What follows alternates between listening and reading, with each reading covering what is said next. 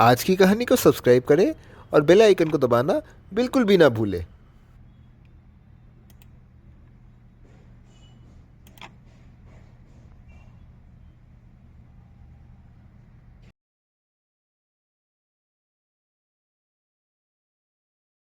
एक दिन विजयनगर में राजा के दरबार पर सभा बैठती है। बैठक पर कई मंत्री राजा से अपनी बातें साझा करते हैं।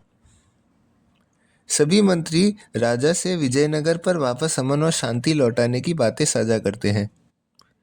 सभी मंत्री राजा को इस शहर की शांति लौटाने के लिए ऋषि सर्वानंद के गुफा पर चलने को बोलते हैं।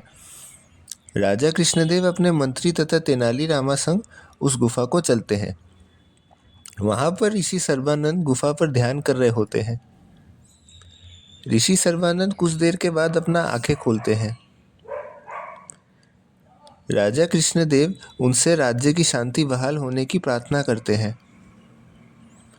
ऋषि सर्वानंद तब अपनी ध्यान से जागते हैं और राजा कृष्णदेव को कहते हैं, वत्स, मैं अपनी ध्यान पर बैठ रहा हूँ, तुम मेरे इस ऊर्जा से अपनी मांग की प्रार्थना करो। ऊर्जा प्रकट होता है और कहता है, हे वत्स, तुम इस ऋषि की बात मानो, यही तुम्हारे नगर में वापस खुशहाली ला सकता है। राजा ये बात सुनता है और ऋषि को प्रसन्न करने की सोचता है। वहां पर तेनाली रामा भी मौजूद था, जो इस ऋषि की बातों को सुन रहा था। तेनाली को उस ऋषि की करतूतों पर संदेह होता है। तेनाली राजा से कहता है, महाराज, मैं इस गुफा के भीतर बैठकर तपस्या करना चाहता हूँ। राजा तेनाली रामा को तपस्या करने की अनुमति देता है।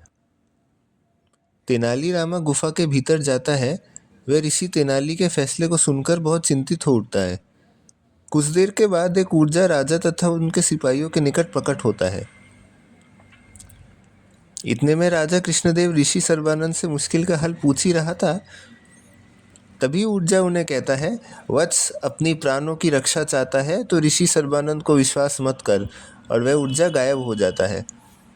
राजा कृष्णदेव चकित हो जाता है और तेनाली राजा के सामने एक बहुत मोटे व्यक्ति को पीछे से लेकर आता है।